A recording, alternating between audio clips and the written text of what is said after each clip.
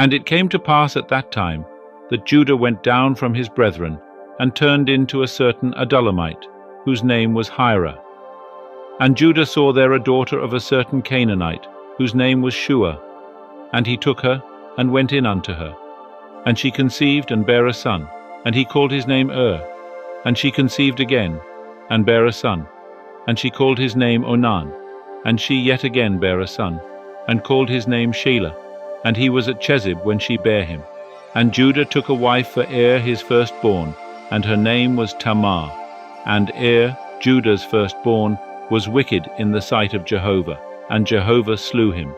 And Judah said unto Onan, Go in unto thy brother's wife, and perform the duty of a husband's brother unto her, and raise up seed to thy brother. And Onan knew that the seed would not be his. And it came to pass, when he went in unto his brother's wife, that he spilled it on the ground, lest he should give seed to his brother. And the thing which he did was evil in the sight of Jehovah, and he slew him also. Then said Judah to Tamar his daughter-in-law, Remain a widow in thy father's house, till Shelah my son be grown up. For he said, Lest he also die, like his brethren. And Tamar went and dwelt in her father's house. And in process of time Shua's daughter, the wife of Judah, died. And Judah was comforted, and went up unto his sheep shearers to Timnah, he and his friend Hira the Adulamite.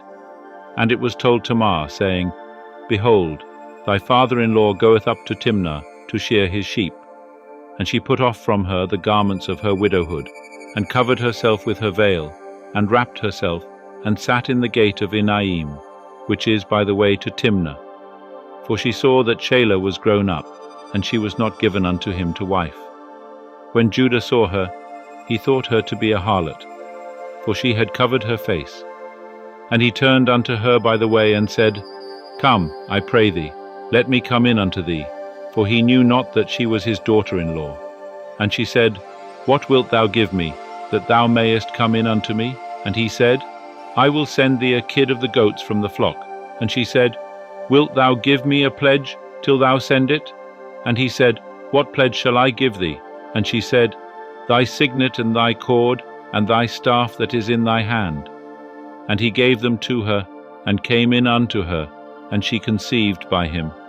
And she arose, and went away, and put off her veil from her, and put on the garments of her widowhood. And Judah sent the kid of the goats by the hand of his friend the Adulamite, to receive the pledge from the woman's hand, but he found her not. Then he asked the men of her place, saying, Where is the prostitute that was at Enaim by the wayside? And they said, There hath been no prostitute here. And he returned to Judah, and said, I have not found her. And also the men of the place said, There hath been no prostitute here. And Judah said, Let her take it to her, lest we be put to shame. Behold, I sent this kid, and thou hast not found her. And it came to pass about 3 months after, that it was told Judah, saying, Tamar thy daughter-in-law hath played the harlot. And moreover, behold, she is with child by whoredom. And Judah said, Bring her forth, and let her be burnt. When she was brought forth, she sent to her father-in-law, saying, By the man, whose these are, am I with child. And she said, Discern, I pray thee, whose are these, the signet, and the cords, and the staff?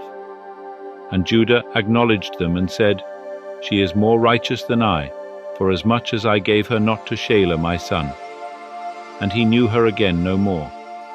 And it came to pass in the time of her travail, that, behold, twins were in her womb. And it came to pass, when she travailed, that one put out a hand, and the midwife took and bound upon his hand a scarlet thread, saying, This came out first. And it came to pass, as he drew back his hand, that, behold, his brother came out.